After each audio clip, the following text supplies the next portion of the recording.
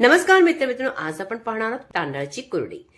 कुरडई आपण जेव्हा वाळतो तेव्हा त्याचा साईज अगदी छोटं असतं आणि जेव्हा आपण तेलात तळतो तेव्हा अगदी मस्त फुलते दुप्पट आणि हातात घेताच त्याचा आवाजावरूनच कळेल की ते किती कुरकुरीत झाले. त्याचबरोबर अगदी जास्त तेलकट सुद्धा होत नाही.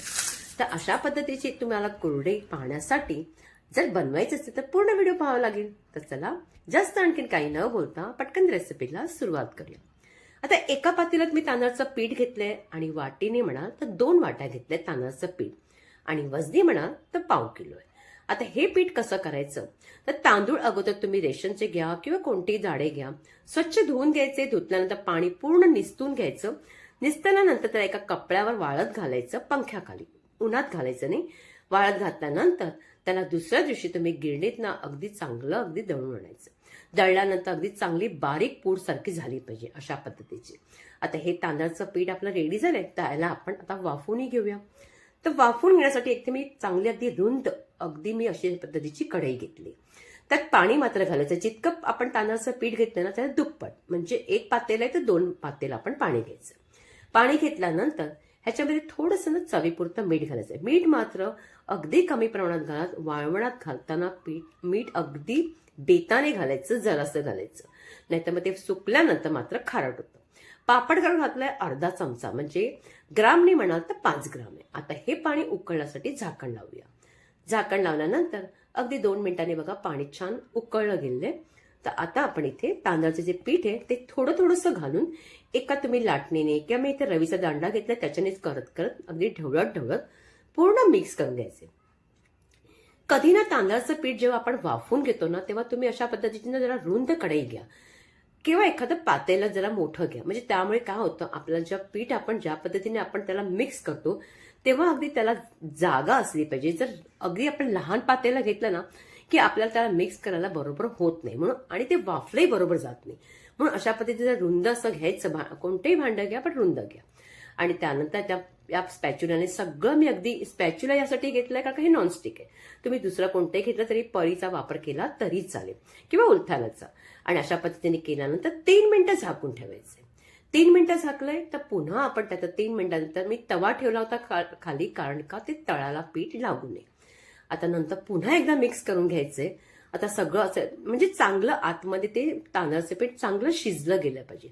जेव्हा तांदळाचं पीठ चांगलं शिजलं जातं तेव्हाच आपली कुरडई अगदी न तुटता व्यवस्थित बनते.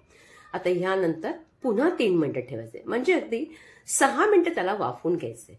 आता वाफवल्यानंतर बघा आता आपण पाहूया हे पीठ झालंय की नाही. म्हणून अगदी सगळं व्यवस्थित एक जीव करायचं.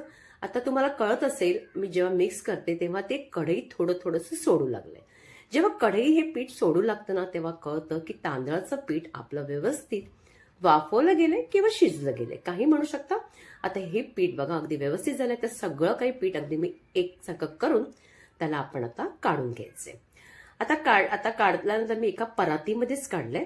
पराती सरकू नये म्हणून मी काय केलंय, एखादा ओला कपडा करायचा, खाली ठेवायचा, म्हणजे ती सरकणार नाही, म्हणजे आपल्याला मळायला अगदी सोयीस्कर होतं.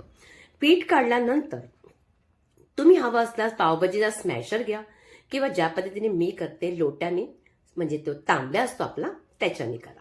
हा तांब्याने आपण अशाच पद्धतीने करायचे. तेल वगैरे काही लावायचं नाही किंवा पाणी सुद्धा लावायचं नाही. याच पद्धतीने करायचे. आणि पीठ मात्र ना काही भरपूर तुम्हाला मळायची गरज नाहीये. आता इथे पॉलिथिनमध्ये घालूनही करतात, पण मला पॉलिथिनमध्ये गरम गरम पीठ घालणं मला आवडत नाही म्हणून मी घातलं नाहीये. तुम्हाला वाटत असेल तर तुम्ही घालू शकता, नाहीतर ओला कपडा एखादा करायचा पातळसा, चांगला त्याला पातळ ओला कपड्यामध्ये तुम्ही अगदी पिळून घ्यायचं आणि त्याच्यामध्ये पीठ मळू शकता, ते करू शकता तुम्ही. किंवा सगळ्यात सोपं अशा पद्धतीचा आपण तांब्या घ्यायचा आणि त्याला थोडंसं मळून घ्यायचं. अगदी मी फक्त 5 मिनिटं त्याला अशा पद्धतीने मळून घेतलंय, कारण आपण तांदळाचं जे पीठ आहे ना चांगलं वाफून घेतलंय, म्हणून ते कुरडई तुमची कुठेही तुटणार नाही, अगदी परफेक्ट बनेल. बघा सगळं पीठ अगदी जवळ केल्यानंतर जरासा हात पाण्याचा आपण त्याला लावायचा, अगदी हलकासा हात लावायचा आणि त्याला आपण आता जरासं 1 सेकंड 2 आपण त्याला झाकून ठेवायचं, कारण का आपण जो साचा आहे तो रेडी आपल्याला करायचा आहे.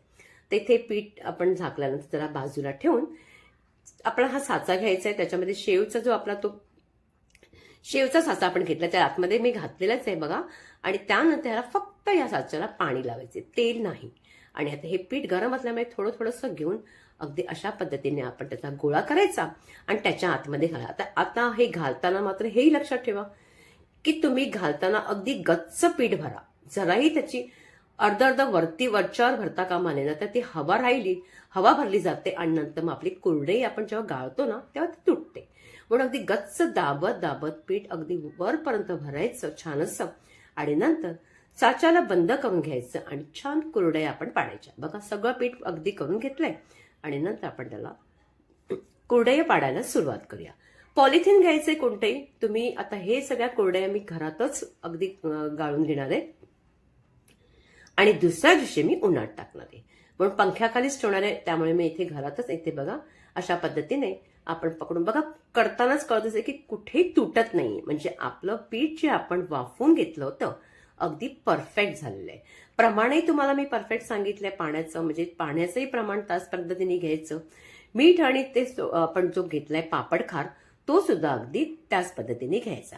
आता या सगळ्या कुरडया अशाच पद्धतीने आपण अगदी पूर्ण गाळून घ्यायच्यात.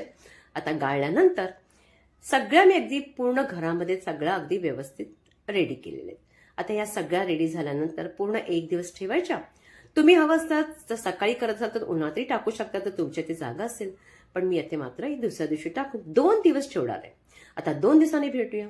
तर बघा 2 दिवसानंतर मी तुम्हाला भेटते. ते इथे आता कुरडया अगदी मस्त चांगल्या अगदी वाळल्या गेल्यात, अगदी छान वाळल्या गेल्यात. आता या वाळल्या गेल्यानंतर जितका तुम्ही वाळून घ्याल तितका वर्षभर या कुरड्यांना काहीही होणार नाही. आणि आता आपण पटकन ह्याला तळायला सुरुवात करूया. तळताना अगोदरच कढईमध्ये तेलला चांगलं गरम करायला ठेवायचं. तेल कडकडीत गरम केल्यानंतरच कुरडई त्याच्यामध्ये घालायची. आता कुरडई घातल्यानंतर बघा दुप्पट पट्टीने ती अगदी चांगली फुलली गेली, म्हणजे आपली कुरडई चांगली वाळली गेली आणि आपलं प्रमाण अगदी परफेक्ट झालंय. तर अशाच पद्धतीने बाकीच्या जितक्या तुम्हाला हव्या असतील तितक्या आपण थोड्याशा तळून घ्यायचे. आता ह्याच पद्धतीने बाकीच्याही मी त्याच पद्धतीने तळून घेतले. आता दुसरी बघा त्याच पद्धतीने तळते म्हणजे अगदी चांगली दुप्पट फुलली जाते, अगदी मस्त अशी खायला अगदी छान लागते. त्याचबरोबर त्या तेलकटही जास्त होत नाही, हे सगळ्यात महत्वाचं आहे. आता अशा पद्धतीने आपण कुरड्या सगळ्या बऱ्याचशा मी काढून घेतल्या, जास्त प्रमाणात नाही, जितक्या आम्हाला हव्या तितक्याच मी काढलेल्या आहेत. आता ह्या कुरड्या अगोदरची जी साईज बघा आणि नंतरची बघा अगदी दुप्पट पट्टीने झालेली आहेत. तर आता हीच कुरडई तुम्हाला हातात तोडून मी अगोदर दाखवली होती, आताही दाखवते. किती मस्त अशी आपली कुरडई कुरकुरीत अशी अगदी खायला मस्त लागणार आहे. तर ही रेसिपी आता तुम्ही नक्की करून पहा, तुमचं कुठेही प्रमाण चुकणार नाही. ज्या पद्धतीने सांगितलं त्याच पद्धतीने करा. रेसिपी जर तुम्हाला आवडली असेल ना तर जास्तीत जास्त लाईक करा, प्रत्येकांकडे शेअर करा, कॉमेंट्स मात्र करायला विसरू नका. शॉर्ट व्हिडिओ ही पहा